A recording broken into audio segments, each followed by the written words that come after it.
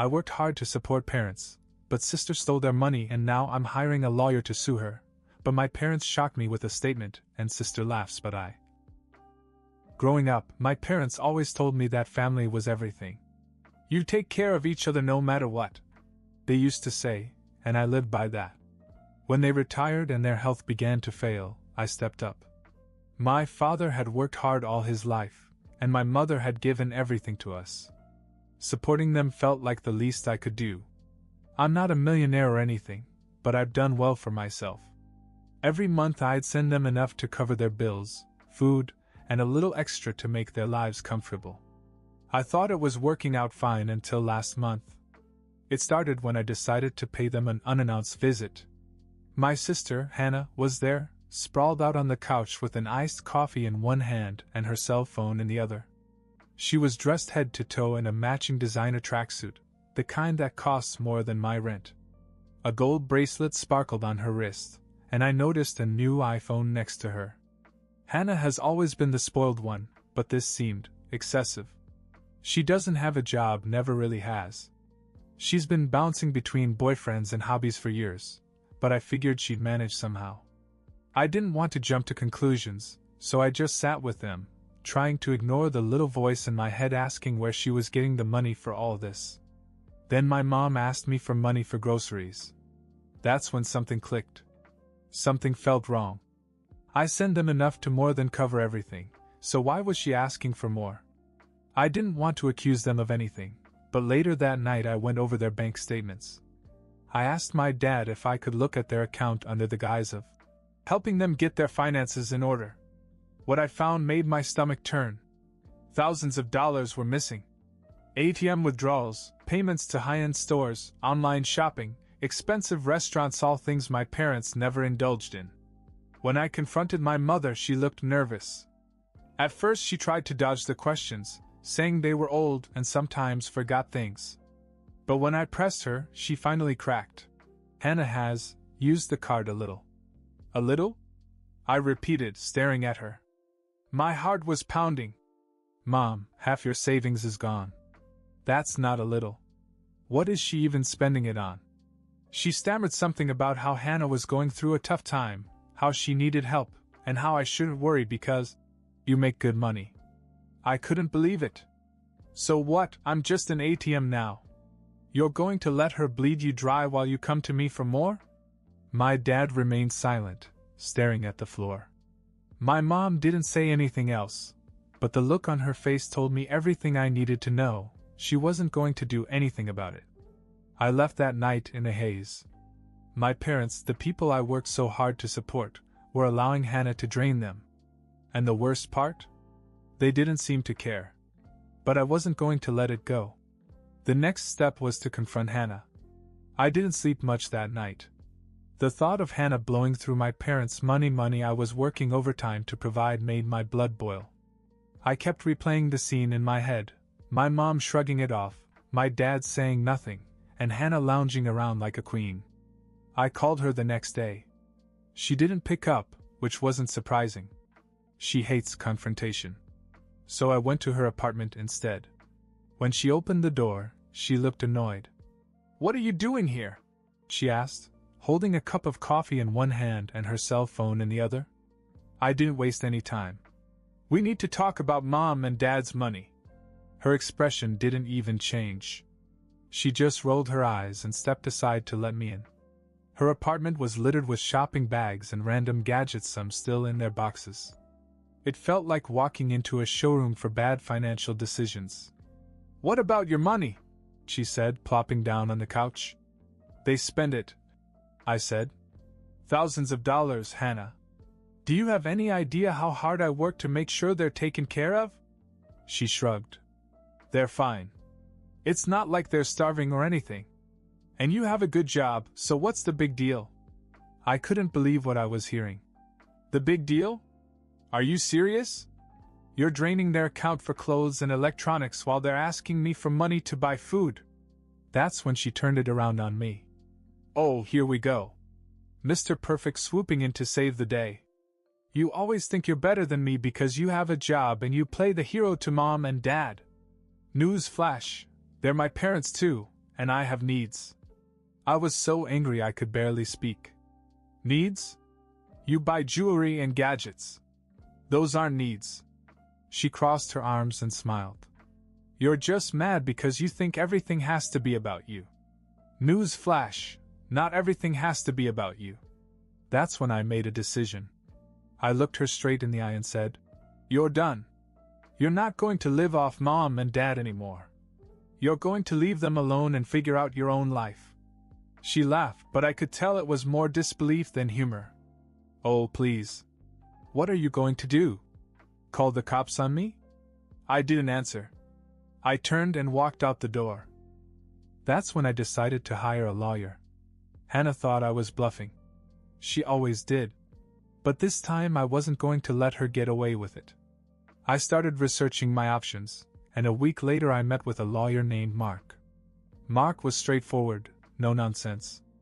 After I explained everything, he nodded and said, If she used their money without permission, that's theft. We can file a civil suit, and depending on how much she took, it could escalate to criminal charges. Hearing it laid out like that made it real. I had mixed feelings. This was my sister, after all.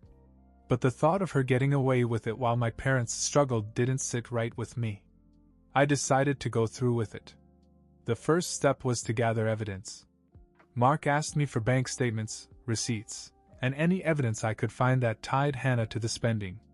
As I dug deeper into her accounts, I found something I hadn't noticed before.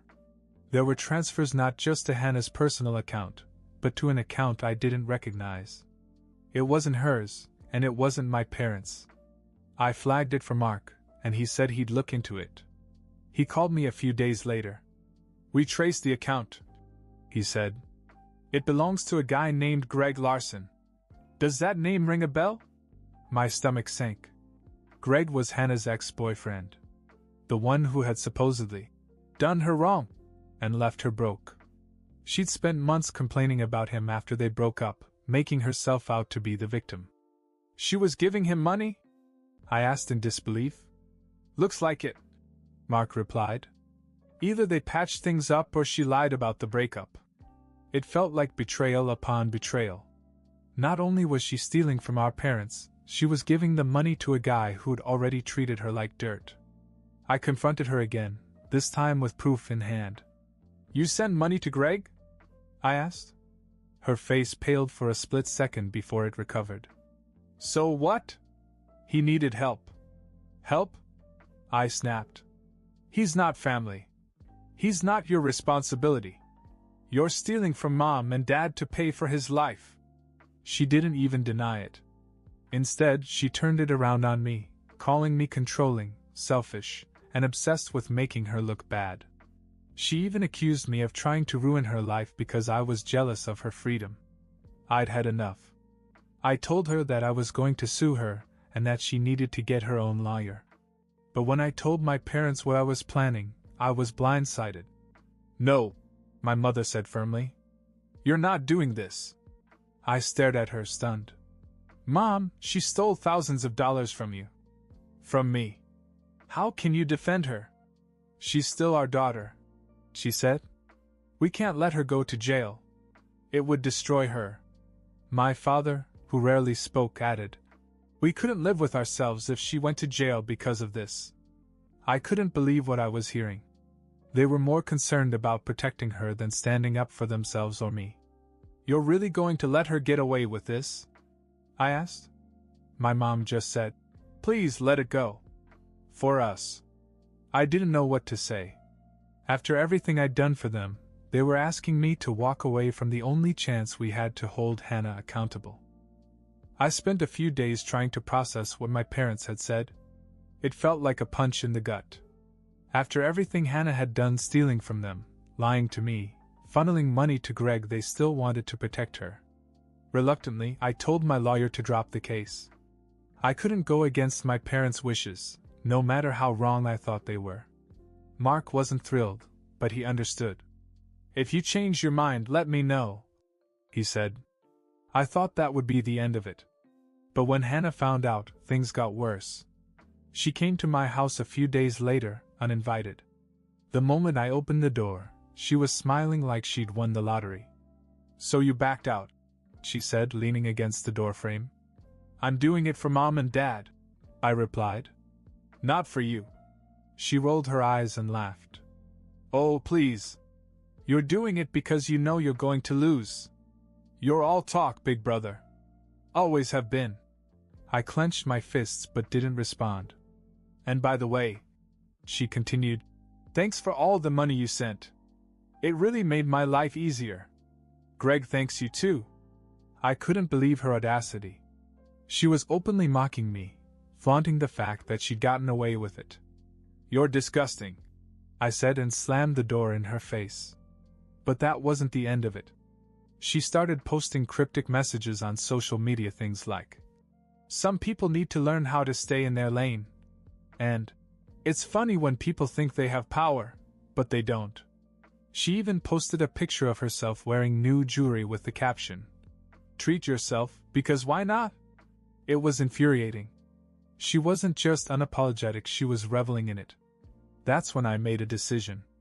If my parents wanted me to let it go, fine. But I wasn't going to continue to enable her. I stopped sending them money altogether. Instead, I told my parents that I would pay their bills directly: utilities, rent, groceries, everything. That way, Hannah didn't get a dime. When she found out, she went crazy. It didn't take long for Hannah to find out what I had done. She showed up at my parents' house the next day, furious. I wasn't there, but my mom called me afterwards to say that Hannah had been screaming about how I was ruining her life and trying to control everything. She's really upset. My mother said, almost pleading, "Can't you just help her a little?" "No, Mom," I said firmly. "She's not upset because she's struggling. She's upset because her free ride is over." But Hannah didn't stop there. She began calling me repeatedly, leaving voicemails that ranged from angry rants to tearful guilt trips. At first I ignored her, but then she did something that took me completely by surprise. One afternoon, I received a call from my bank. They said there had been a failed attempt to access my account online. Someone had tried to reset my password. I froze. "Do you know where the attempt came from?" I asked. The representative said the IP address was traced back to my parents' house. I was furious. Hannah was clearly trying to get into my account, probably to siphon off money since she couldn't get into my parents' house. I went straight to their house and confronted her. "You tried to hack into my account?" I demanded. She didn't even bother to deny it. "You're hoarding money while I'm struggling," she yelled. "You could have helped me, but instead you're acting like a saint while you screw me over." I turned to my parents, hoping they'd finally see how far she was willing to go. But they just looked helpless, caught between us. "Are you really okay with this?" I asked them. "We didn't know," my dad muttered. Hannah interrupted and pointed at me. "You think you're so much better than everyone else. You're nothing but a controlling loser." That's when something unexpected happened. My dad, who'd been silent through most of this, suddenly snapped. "Enough," he shouted, startling us all. "We've let you get away with too much for too long, Hannah. If you don't stop this, you're going to lose us." It was the first time I'd ever heard him raise his voice like that, and it shocked even Hannah. For a moment it looked like she might actually back down. But the moment passed. She grabbed her bag and stormed out, slamming the door behind her. I thought maybe that was the end of it. But a week later, I got a letter in the mail, a cease and desist letter. From Hannah. When I opened the letter and saw Hannah's name at the top, I couldn't believe it. A cease and desist letter? From her? I skimmed it and my jaw dropped. She was accusing me of harassment and slander, claiming that I was ruining her reputation by spreading lies about her to our parents and trying to cut her off financially. The audacity was almost astounding. I called my attorney, Mark, and sent him the letter. He laughed when he read it. "This is nonsense," he said. "She doesn't have a leg to stand on. If anything, she's incriminating herself by putting all this in writing." Still, it felt like a slap in the face. She had no shame. Not only had she stolen from our parents and tried to hack into my account, but now she was trying to paint herself as the victim. A few days later, Hannah escalated again. She posted a long rant on social media, airing our family drama for all to see. In it, she painted me as a greedy, controlling sibling who was trying to cut her out of the family, because I couldn't stand her happiness. She even implied that I was financially abusive to our parents by paying their bills. What made it worse was how many people believed her. Friends and even some extended family began calling me to ask why I was so hard on Hannah. They'd heard her version of events and assumed I was the villain. One of her posts even caught the attention of a local blogger who wrote an article about sibling greed and how it tears families apart. It was vague enough not to name me directly, but anyone who knew us could put two and two together. I was angry, but Mark told me to stay calm. The more you react, the more fuel you give her. Let her dig her own grave, he advised. And then, out of nowhere, the unexpected happened. One of Greg's friends, the same Greg she'd been funneling money to, reached out to me. His name was Tyler, and he'd seen her social media posts. Apparently, he and Greg had recently fallen out, and Tyler wanted to set the record straight. She's lying to everyone, Tyler told me over the phone. She and Greg aren't even together anymore. He dumped her months ago. She paid him off because he threatened to expose some stuff she didn't want to get out. What kind of stuff?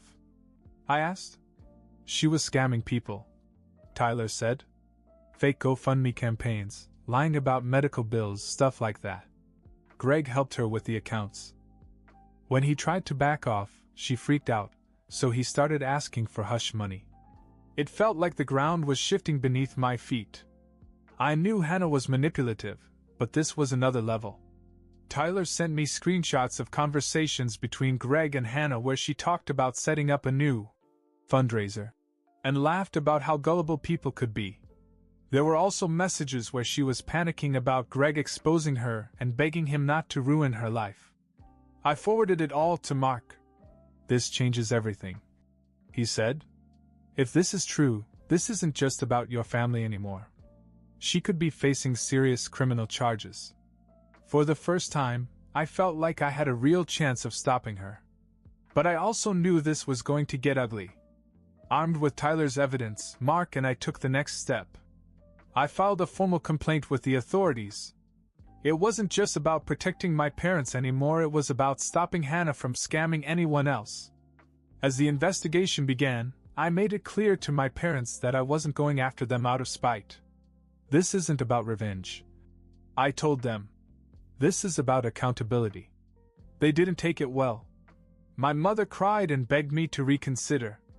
My father was mostly silent, but I could tell he was conflicted. She's your sister, he said at one point. Isn't there another way? There was, I replied. She had plenty of chances to quit. She chose not to. The investigation revealed more than I ever expected. Hannah had been running multiple scams, not just with Greg, but on her own. She'd faked a car accident, claimed to need surgery, and even posed as someone raising money for a sick child. Authorities traced more than $50,000 in fraudulent activity to her accounts. When confronted with the evidence, she tried to deny it at first, but there was no way out. Greg's messages, the GoFundMe records, and the bank statements painted a damning picture. Eventually she admitted some of it, blaming Greg and saying he'd forced her to do it. It didn't matter. She was arrested and charged with fraud, embezzlement, and identity theft. My parents were devastated. They refused to speak to me for weeks, blaming me for ruining the family. But I knew deep down they were just lashing out.